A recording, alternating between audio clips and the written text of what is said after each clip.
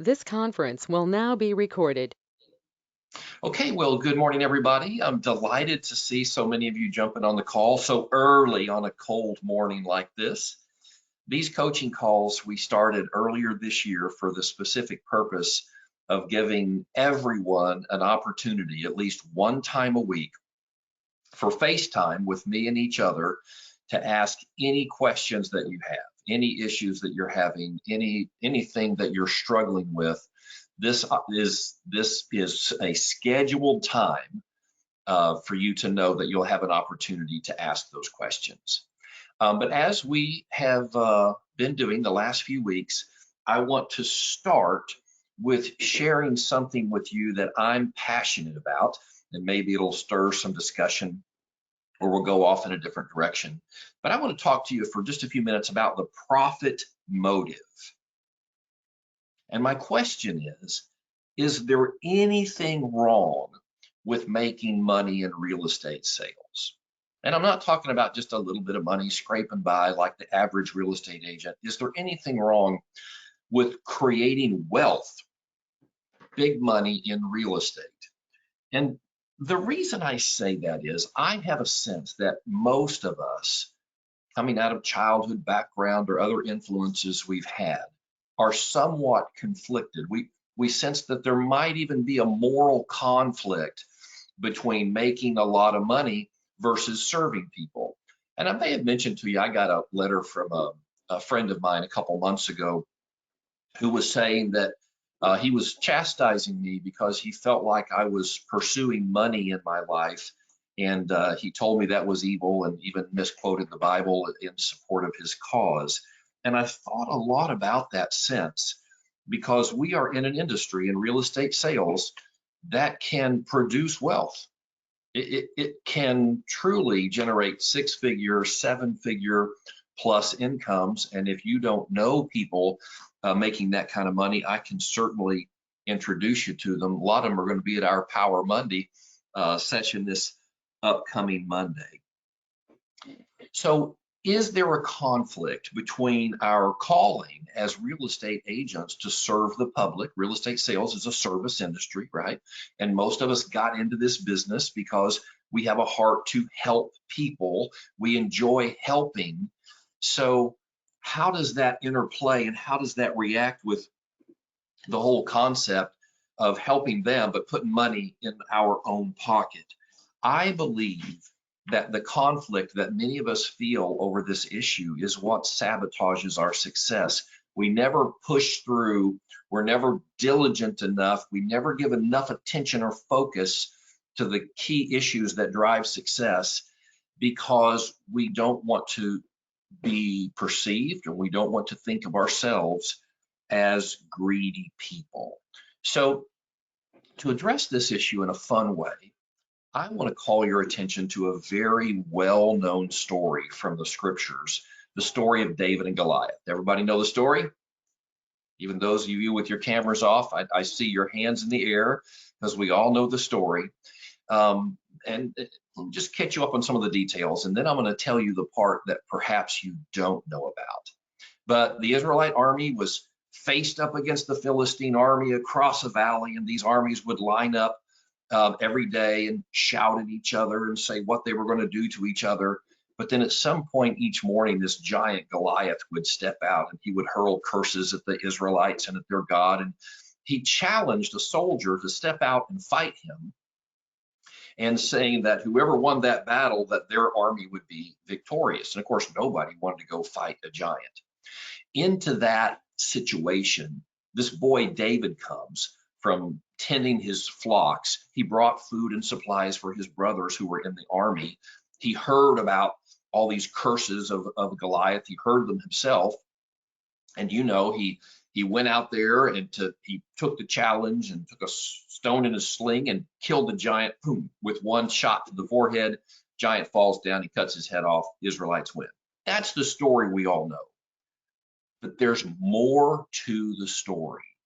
And I think it really bears upon our role as real estate sales agents and the profit motive that I want to bring to your attention this morning. So here's a part of the story that you may not know, and I'm going to read this from 1 Samuel 17.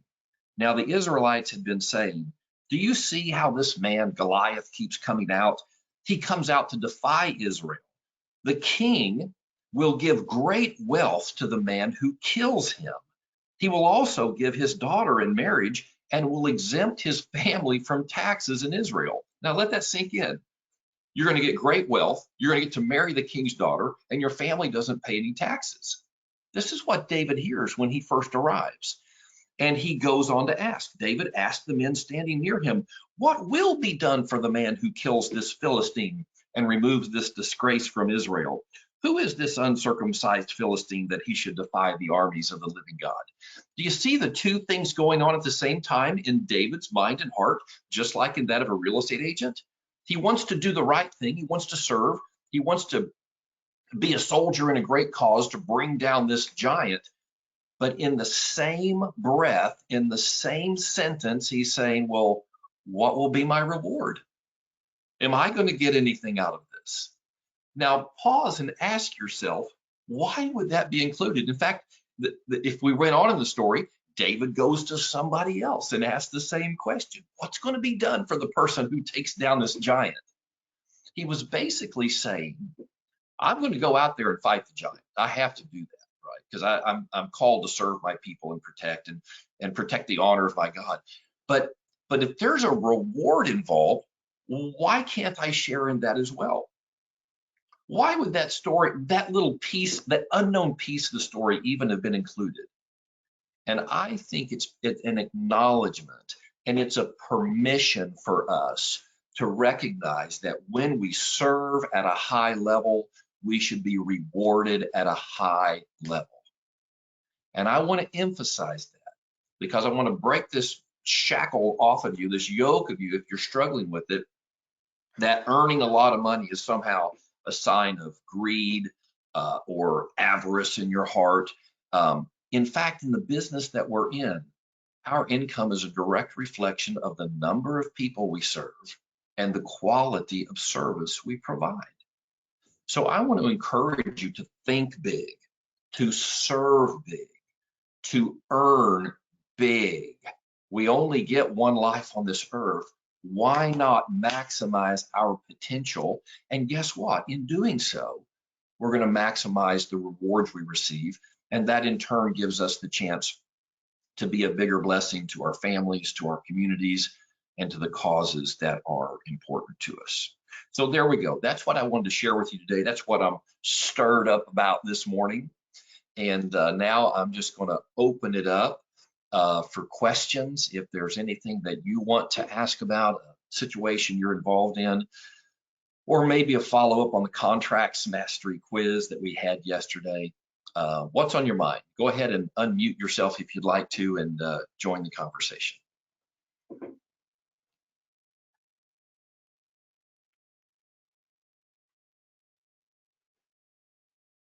Well, you know, if you don't ask a question, I'm going to. Okay, Mark, go ahead.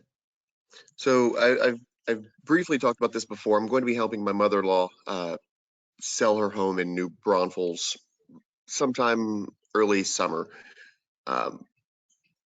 Now, when that happens, okay, so the plan currently is that I'm going to get her and my father-in-law to find their home here in Houston first. Yes. Get that lined out, then sell the New Braunfels house. Now, I guess best case, oh, not best case, but my best plan would be to become a member of that MLS out there. I would need to do that, or would HAR be sufficient? So no, HAR would not be sufficient. You want to maximize the exposure of that property to the local market. That's what I thought. Fortunately, EXP is already a member of New Braunfels is probably covered, gosh, either by SABOR or ABOR, Austin or San Antonio. I don't think they have their own board. It's probably Austin. But regardless, EXP is a member of every board. So you just need to identify the one that services that area primarily, and you can join under EXP. Okay. Yeah, yeah. You want to do that. Okay. Okay. Great question, Mark. Trina, did you bring any questions in your pocket this morning?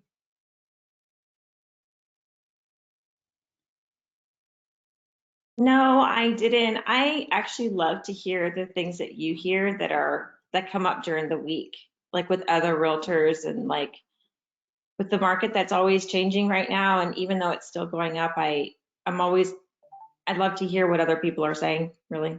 I don't have anything going on interesting this week. Yeah, okay. So I am hearing some anxiety out there that I haven't heard in a while. You know, I've been personally probably overly cautious for the last year and a half. You know, the first 6 months of this roaring market, I was thinking, yeah, this is going to turn off any day because it just wasn't sustainable. And it's continued on another year beyond what I thought it would. But I'm hearing a lot of nervousness. And I think it's primarily being driven by the increase in interest rates. I reviewed a contract just a few minutes ago, and the third-party financing addendum listed a 4% interest rate. Well, a year ago, we were looking at interest rates in the twos, the high twos. And nobody thinks 4 is going to be the top. Those interest rates are going to continue to rise because inflation is on the rise. Everything costs more everywhere. And so I'm just hearing a lot of voices now. And I even heard one yesterday that said, we're really going to feel this in the summertime, August at the latest. I mean, it could even be an economic meltdown, not just in the real estate industry, but across the country. And obviously nobody knows. It's speculation, of course, but there's a lot of echoes saying that right now. Do you know roughly how much they're estimating the interest rates to go up over the year? Because I've talked to my clients about it, and I say that even though that they're going up, they're still historically the lowest they've ever been. They are, yeah. Everybody compares with what they know. You're right. Even a 6 or a 7% is historically low, and it will not stop people from buying houses. People were buying houses at 18% interest, but it will put a chill over the market. I had lunch with a guy yesterday who's not in the real estate industry. He said, Frank, you know, he's very concerned about what's going to happen in the economy and the real estate industry. He says, you know, what's going to happen if we have a recession? And my answer was, well, people are still going to be buying and selling houses. People still need a place to live. It's just that the level of sales will go from here down to here. But there's always going to be a market for real estate. There's always going to be a role for real estate salespeople. We just have to, you know, adjust to the market. And I mentioned to him what we did in Florida. We became foreclosure specialists and short sale specialists. But in the worst meltdown in the history of real estate, we were still selling houses. So I have no concerns whatsoever that we're all going to be put out of business, none. We may have to take a haircut, which may be harder for some of us than others. You know, the incomes may go down, but they're not going away. And I'm glad you brought this up, Trina, because my whole lead off passion statement this morning was about profit motive. There's a big difference between making $75,000 a year and having to drop to 35. That's brutal. That's unsustainable. But if you're making 250 and you have to drop to 175, guess what? Your family's still going to be okay. So I just really strongly urge you, be as productive as you can. What's the old saying? Make hay while the sun shines. The sun is shining. The opportunity is here right now. Drive your income as high as you can. What that means is you're going to be forming more and more and more relationships with people who see you as their go-to agent. So even if the volume of business drops, you will have built a base of business that will continue to buy and sell and continue to refer people who buy and sell, so that you'll be okay even if your business drops. But you don't want to be at subsistence levels and then go down from there. Okay? What else is on your mind? Anybody? Hi, Frank. Good morning. Yes. Hi, Rochelle.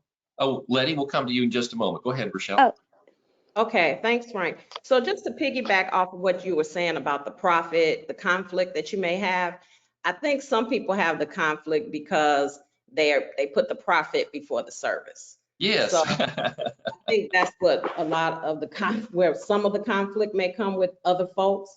But Yes. I always try to be more service oriented, and then the profit I think will come along with that. That's right. When we do our business planning sessions, we ask people to start with a financial goal that fully satisfies their needs and their aspirations. And let's just say that that's $200,000. But the very next step that we take, Rochelle, is we encourage people based upon their average sale price and average commission to then figure out how many families does that mean that they're going to need to serve in the next 12 months to cause that income level to show up. And that's what keeps it from being profit driven.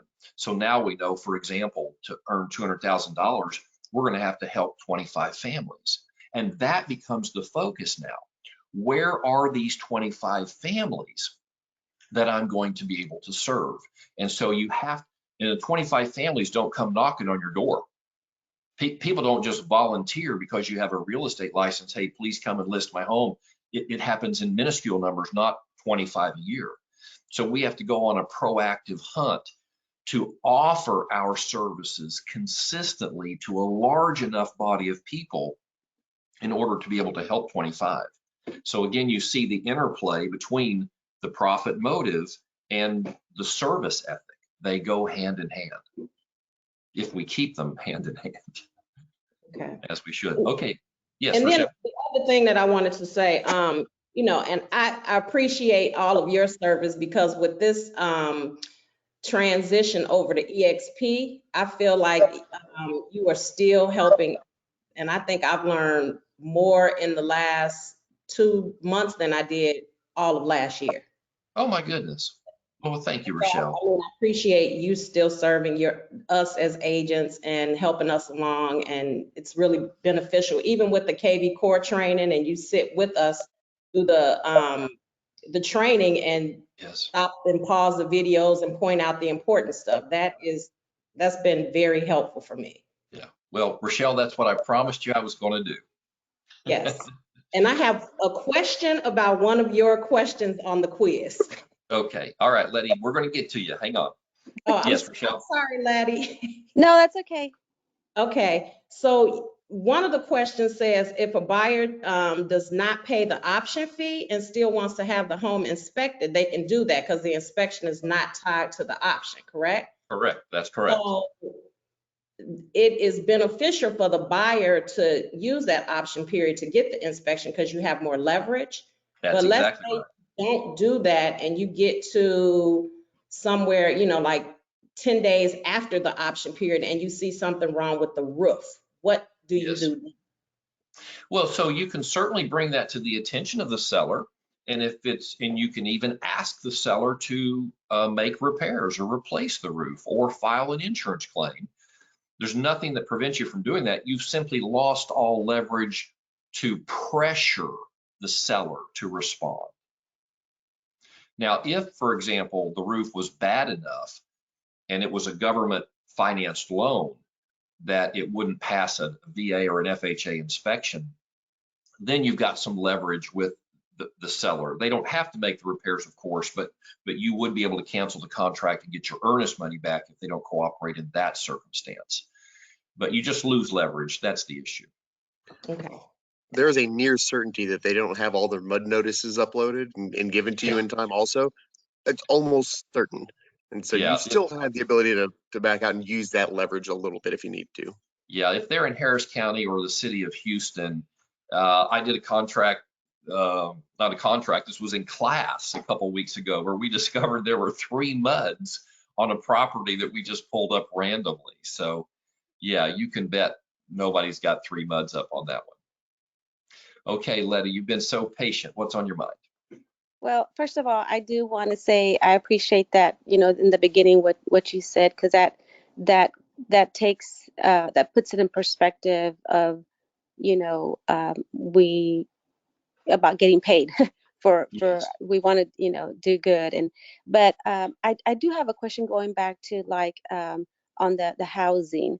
I'm starting to get, because I got that certification for foreclosure last year. Yes.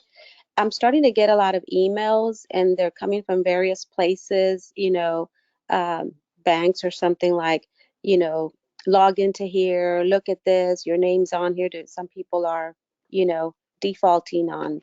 Um, what's the strategy to, obviously I'm not going to respond to all of them, but what assistance can we get to guide us if we do pursue something like that?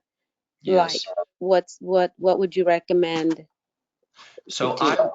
I'm going to guess, Letty, that these solicitations or emails that you're receiving are not actually from banks or lending institutions, but they are from third-party companies who have bought the list of agents who got the SFR designation, and now they're trying to sell you their services to set you up with banks and other financial institutions. And 98% of that is a pure scam. So be very careful of that. Banks and financial institutions do not randomly email agents, even those with an SFR designation, and invite them to come handle their REO properties. It's just not going to happen. So Okay. now that you have the designation and a specialized expertise, you're in a position to proactively offer your services to banks and financial institutions who have REO properties, but you need to put together your own marketing materials, start calling the banks, find out who handles their REO assets, and then begin making your pitch. See if you can make appointments, go in and see them, talk to them on the phone. It's just like any other real estate marketing activity. You're going to be farming asset managers at banks and financial institutions, but you'll have to drum up that business through your own proactive efforts. Okay. All Does that right. answer the question? Yes. Yes. Thank you. So for those who are not familiar, REO stands for real estate owned, and it's an industry term for properties that the banks have foreclosed upon and taken back into their own inventory. The bank owns them and they hate owning properties. So they will find real estate agents to list and sell them on their behalf. And it can be lucrative if you get enough of those. I've known a number of agents who made a great living specializing in REO work, but there's not a lot of it to go around. And right now, there's very few foreclosure properties because prices have been going so high. Even somebody who's behind on their payments, they're not going to allow their home to go into foreclosure when they can sell it, pay off the loan, and still put a big wad of money in their pocket. Now that could all change, with a turn in the economy. It'll pivot, but right now there's not much of that going on.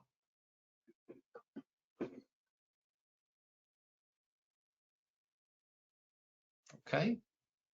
Melina, Maya, Melanie, Judith, Anna, Anastasia, anybody have a question?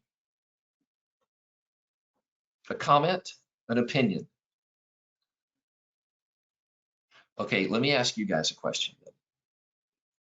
We talked early on about our income being directly correlated to the quantity and quality of service that we provide.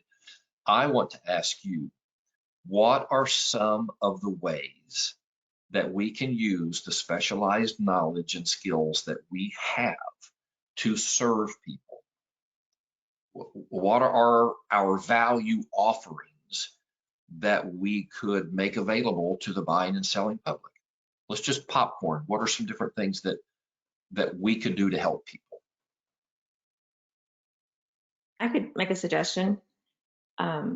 It's funny, once you have a license and everybody knows that you're a realtor, getting together with friends or going anywhere, everybody's really curious on home values, on their home values, on Yes. what homes are doing right now, and just being able to be talking about it in a knowledgeable way, going to small meetings like this and just getting tidbits of info, it's really meaningful. Yes. And I know, like, when I first started with you, Frank, I was worried, like, oh, I don't want to I don't want to impose, I don't want to sell people, I don't want to make them uncomfortable. And once you start to really get in there and do it, you realize you really are, like what Frank says, we really are helping people. And Yes. everyone's interested in real estate. We all own homes. So I think it's, we have so many opportunities almost every single day to help people in any way that they need, because everybody owns homes. Yeah, Well, so what you mentioned is helping people understand the current market value of their home, and using the KV Core platform, we can actually do that in a matter of seconds. I demonstrated this in class yesterday on my own home. We created that landing page, and I just typed in an address, and sure enough, within seconds, I received an email telling me the current value is a range on my home. And frankly, it was a little bit low because these engines are using historical data, which can't keep up with the market right now. But that's a great way for us to follow up. You know, according to the computers, your home value is X. I suspect it's higher than that. Maybe if I could take a quick tour of your home and just see the upgrades and amenities and see the lot location, I could give you a much better estimate of current market value. So we can use these tools and leverage them for a face-to-face conversation. But offering, as we did yesterday, creating these landing pages, sending them out to homeowners in specific neighborhoods, and saying within a few seconds you can have a free automated valuation of your home. That's a great service we can offer people. And I know Trina brought that up. Another service that she has offered in the past to people in her neighborhood is a valuation that they can actually take to the appraisal board when challenging their tax appraisal value. And she's developed some special skills around that. And if you want to dominate your farm, you become well known in the neighborhood as the person who will provide that tax protest information. You will skyrocket your visibility in the neighborhood. And they're going to be coming out, I believe, this month. They normally come out in late February, so it's coming. Well, we need to get you and Bob back in front of the agents to teach a class on that again, because they're really good at it. Okay, Letty? Oh, no, I was going to say that I remember listening to Bob a little bit. It was a recording, I think, of when he spoke to the group. Yes. And that just perked my interest. It was way after the fact. I mean, pretty much the deadline, I think, had passed. But I'm interested. I would be interested in listening and, you know, Yes. to help, how to go about helping the community with that. Well, we'll definitely get that back on the training calendar within the next 30 days. So you'll be ready when the tax bills come out. So one thing I did, Frank, I just took out the information we got from Fred and Kevin, and I made a flyer because, as you know, my farm that I live in is, I think it's my Apple Valley. Okay. You had an Apple Valley, but I'm Yeah. still trying. I made a flyer saying don't, talking about the iBuyers. Yes. So I said, the iBuyers are here, and yes, they're convenient, but don't go in alone. I could certainly get all of those offers and bring them to you, and then you can, and we can talk about it and see which is is the best way for you to go. Yes. Yeah, no, that's very high level. Offering sellers options on the sale of their home, the retail or the wholesale. And of course, they're overwhelmed by that. Well, which one of these do I call? I heard it on the radio. My neighbor told me about one that they use. If you can go in and say, you know what, I network with all the iBuyers. I can get bids from a number of them. Let me handle that for you. I'll bring you all of those bids and then show you what we could do for you on the retail market, and then give them that choice. That's service at a high level. Does anybody remember the name of the service that Kevin and Fred mentioned, where you can input the home data to one service and it will actually submit it for you to all the iBuyers? Was it Savvy? Savvy, yeah. Was it Savvy? Is that what you're saying? I'll put it in the chat. Okay, put it in the chat. Yeah, that'd be great. But I think you're right. It's something like that. And I think I misunderstood you, but yes, we better watch the chat. Let's see what it says here. Oh, Matthew 25. There we go. Very nice thought, Jeremy. Zavvy, that's exactly right, Victoria. We should all make note of that. And it should be part of our listing conversation when we go in. In fact, we can even submit this information to Zavvy before our listing conversation Yes. and walk in with the offers. That's how Kevin and Fred do it. That's high level right there. Okay, thank you for that. So we've talked about 2 or 3 different ways that we can help people. Anybody else want to add to that conversation? How can we use our knowledge and skills to help people?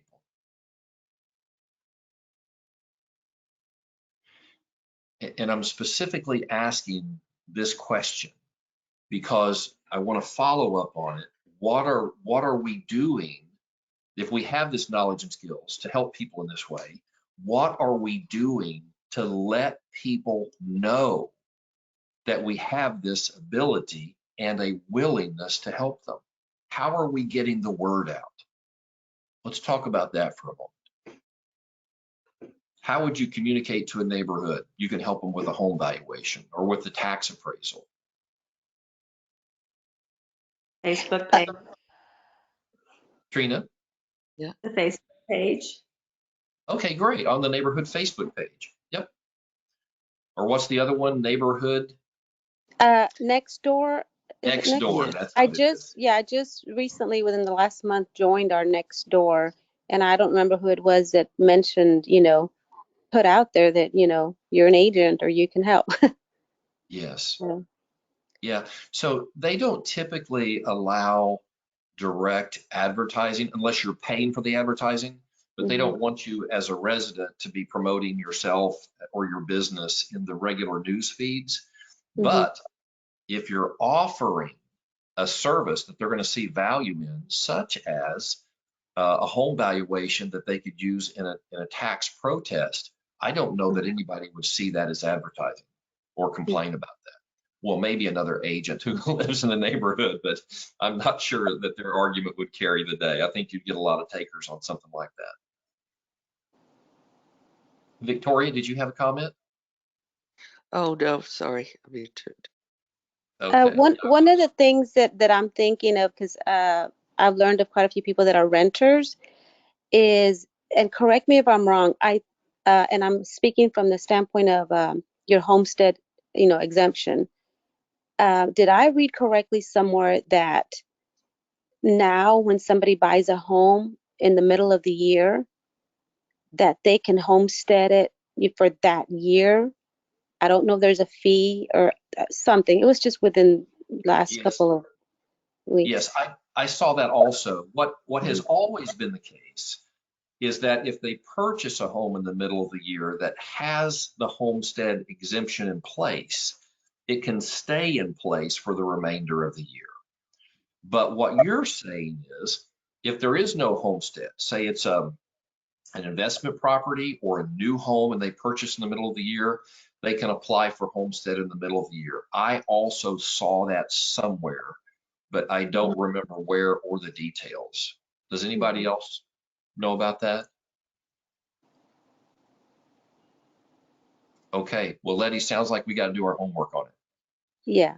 because we both saw it. So I bet we could do a little Google search and find that. But that would be, that would be extremely helpful information to buyers who are purchasing after the first of the year, whose property didn't qualify for homestead on the first. And by the way, okay, here's another value add service we can offer to our buyers or anybody in our geo farm who has purchased in 2021. We need to be reaching out to them and making sure that they're applying for homestead before April 31st, which is the deadline. So that is a great service. And that could be a Facebook post.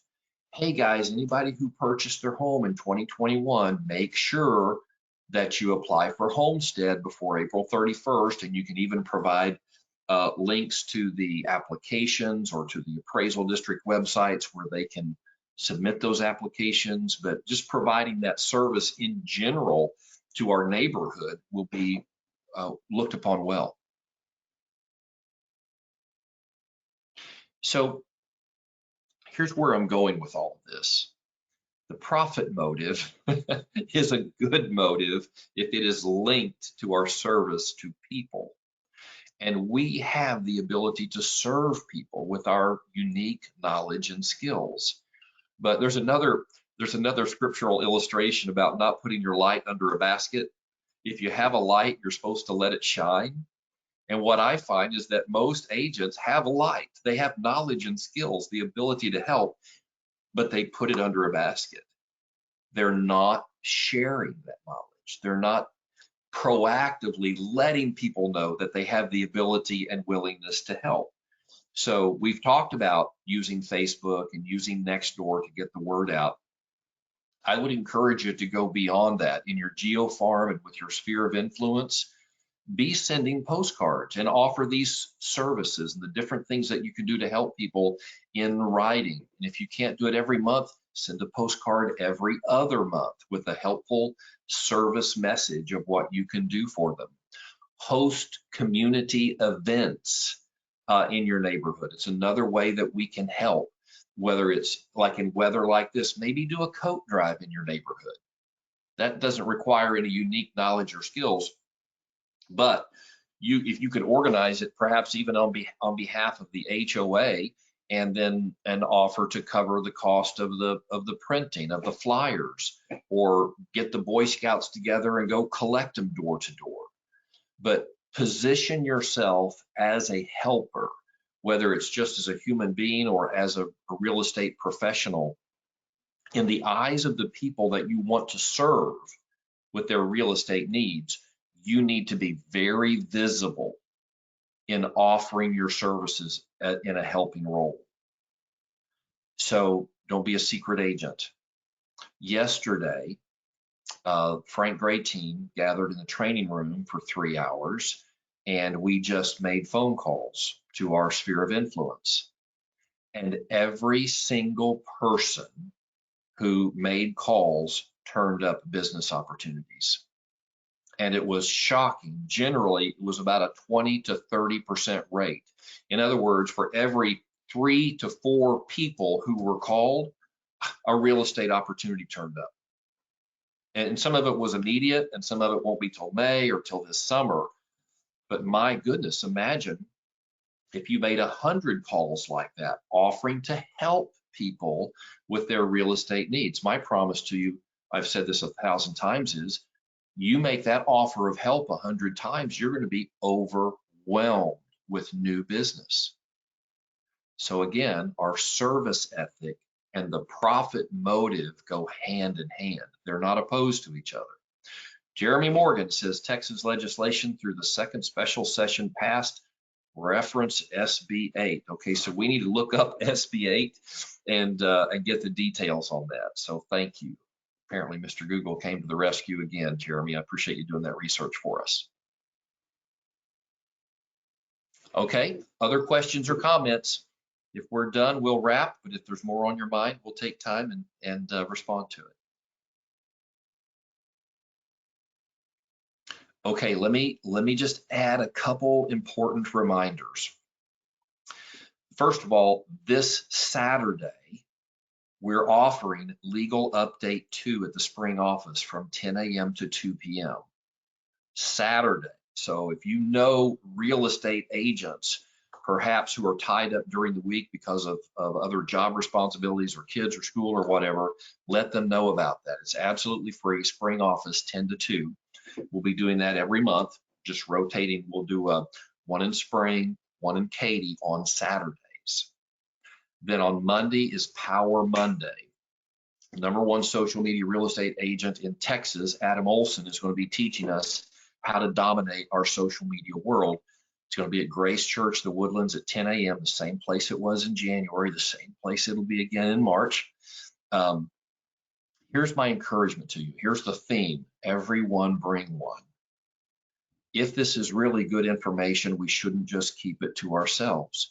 So think about real estate agents you know, not on the Abby team. Tell them what we're going to hear.